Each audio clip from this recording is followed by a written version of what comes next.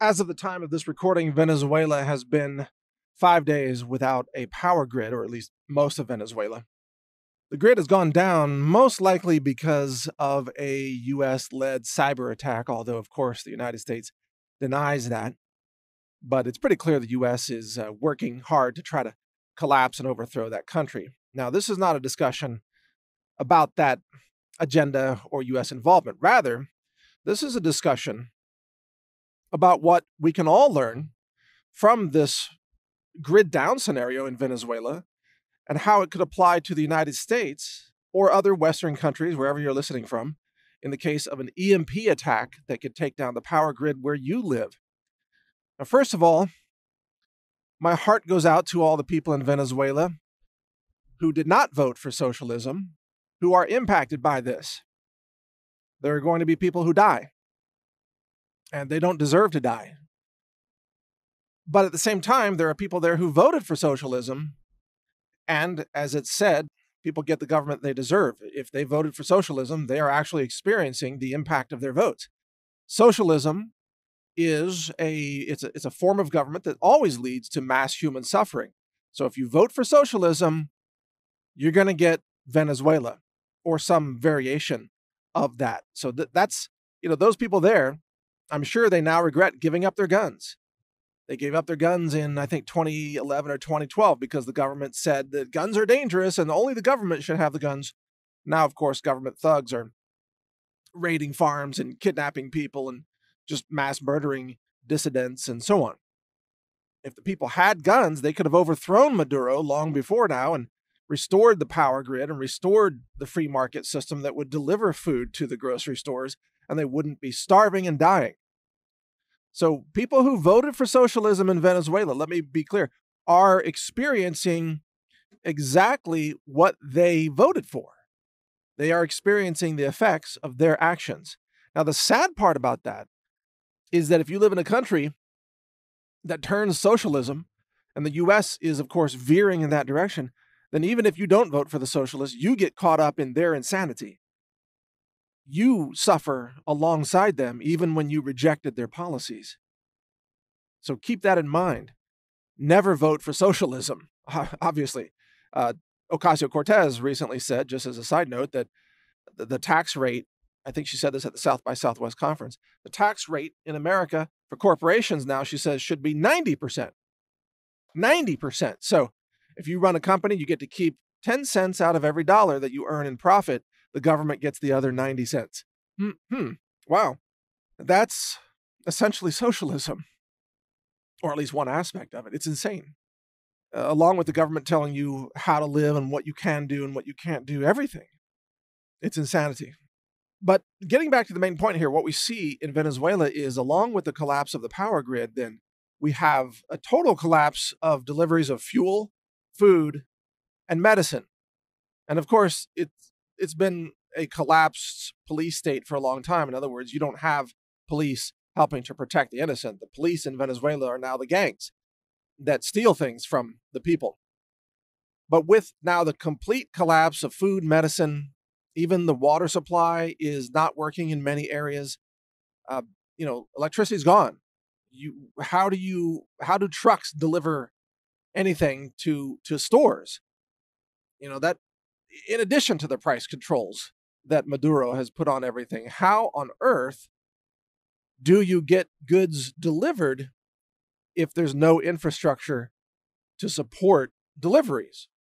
And this should remind us of something very important, that most of the way most of us live depends on things being delivered just in time. You rely on food at the grocery store every day. Maybe you go shopping for groceries twice a week or once a week, or some people go every day because they have nothing in their refrigerator. Some people live on restaurant food, so they literally have nothing. They don't even have a pantry. Other people, maybe you have a pantry, maybe you could live a week on your own. But if you're not into survival food or stored food, you almost certainly do not have, much. You couldn't live a month on the food in your house, probably. Not without eating your cat, which is not a good way to go. Drinking water out of your toilet like your cat and then eating your cat. sadly, that's what is happening in Venezuela. People are eating their pets and other people's pets, and zoo animals, and dumpster diving for food scraps and things like that. It's bad. It's very bad. But when the infrastructure collapses, this is what happens. So you rely on gas stations to have fuel, right? What happens if the gas stations are not replenished with fuel supplies? Then, of course, they run out. I mean, you know this stuff. This is a review here. But the same goes for medicine. You know, the prescription drugs, the insulin, all the drugs, antidepressant drugs. You know, some people have to take thyroid hormones and things like that. So all those drugs, of course, are gone, including antibiotics and painkillers. Now, you want to see chaos? You want to see real chaos? Imagine a grid down scenario with all of the opioid addicts across America suddenly being cut off from their supply of prescription opioids. Now you're talking total madness. Now you're talking insane zombie-like raids on not just the pharmacies. They'll be hit first and they'll be wiped out in no time. But I'm talking about private homes and medicine cabinets, door-to-door raids in neighborhoods, people desperate, looking for OxyContin or whatever they're on. And you're going to have to shoot these people if they come into your home, by the way. I mean, I just need to say it up front. You can't negotiate with crazed addicts who are willing to kill you to get to your medicine cabinet. Now, I'm not saying run around the streets and shoot them. But if they come into your home, you're just going to have to shoot them. And if you're not prepared to do that and you don't have a firearm, then you're not really ready for this scenario. And a lot of people aren't mentally ready for that. They're like, oh, I could never kill someone. Okay, well, they'll kill you and take your drugs. I mean, they will kill you for a bottle of pills. And if you don't know that, then you've never been around addicts, because they will do anything. They kill each other all the time. They kill themselves. I mean, they're on a suicide mission for themselves. You think they won't kill you so they can just treat their addiction for another day? I shouldn't even use the word treat. So they can, consume more substances for another day. Yeah, they'll kill you, especially in a time of chaos, especially when you can't dial 911, especially if you live in a gun-free zone because you weren't willing to arm up in self-defense. But look, we need to observe Venezuela. Yes, we need to pray for those people. And yes, ultimately, the defeat of Maduro is the only way to help those people long term. So I'm not against defeating Maduro and bringing in some kind of revolution there that brings back a free market system, which supplies food and medicine and fuel and electricity, to the people. That's a free market system. You have to defeat the tyrants. You have to defeat socialism. Somebody needs to put a bullet in Maduro's head. That's how it needs to happen. Have no hesitations about that. But until that happens, you and me and others I'm in America, maybe you're in America too, we need to observe this and we need to learn lessons about this. For example, it's the farmers in Venezuela who are less susceptible to the mass death and disease that is unfolding right now in the cities because of the loss of power. Living in a city is like living in a death zone, a death trap. They call them gun-free zones. They're actually death zones. So if you're living in a city, observe this and realize that your chances of surviving are so much better out in the country, away from the death traps of the cities. So that's one thing to learn. The other thing to learn is never give up your guns, because if you give up your guns to the government, rest assured that government will turn against you. And the government won't give up its guns, will they? No. So they'll have a monopoly on firepower and they will use it against you.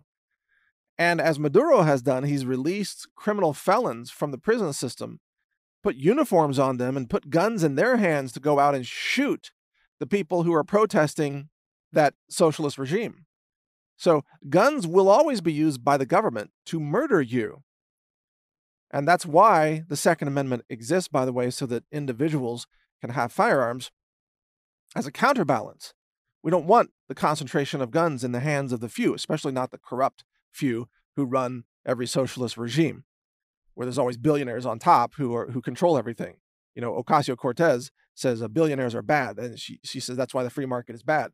Well, every communist regime and every socialist regime has billionaires at the top, with almost no middle class, just a bunch of impoverished masses and a couple of billionaires. So if you hate billionaires, you should hate socialism, because socialism produces billionaires who are corrupt killers.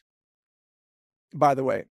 So learn from this, have some stored food, have a backup plan, get out of the city, learn how to use firearms, own firearms that are legal to own in your area, learn how to use them safely, and have a mental mindset where you have to be willing to shoot someone in self-defense if they break into your home, if they are coming to kill you or rob you or rape you, or maybe they're coming to eat your dog or your cat.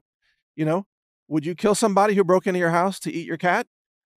I would. I mean, I don't know why they're breaking into my house, but once they break in, that's it. That's the line. You're gone. You could be coming in to steal a can of soup. Doesn't matter. You break into the house, you're going to get dusted. That's it. And if you don't have that mindset, you won't make it. You won't survive. There's a lot of people dead in Venezuela now who didn't have the right mindset, but there are also survivors there who did. And we need to learn from those survivors and be ready for a similar scenario which could unfold in America with an EMP weapon or some other grid down scenario. I know these are tough topics, and I speak very bluntly about this. I don't apologize for that. I want you to be safe, and I want you to survive what's coming.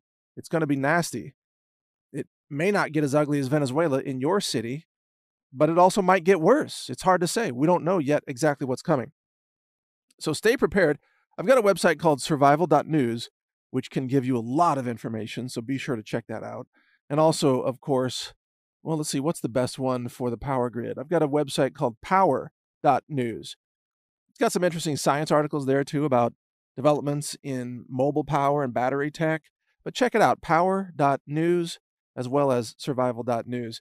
And, of course, to continue supporting our operation and our publishing, visit healthrangerstore.com. Shop there. We've got storable food there, by the way, certified organic, lab tested. We're now testing for glyphosate as well as heavy metals. So check it all out at healthrangerstore.com, and thank you for your support. When you support us, we keep fighting for America. We keep fighting for your liberty, fighting for your natural health, for disease prevention, for education and knowledge about how to be healthy and how to live a productive, happy life. Support us at healthrangerstore.com. Over 700 products, lab tested, clean, ultra clean, the cleanest offered anywhere in the world. healthrangerstore.com. Check it out, support our mission, and help enhance and protect your health at the same time. Thank you for watching. If you want to support our mission, visit us at healthrangerstore.com for the world's largest selection of lab-verified superfood and nutritional products for healthy living. It's at healthrangerstore.com.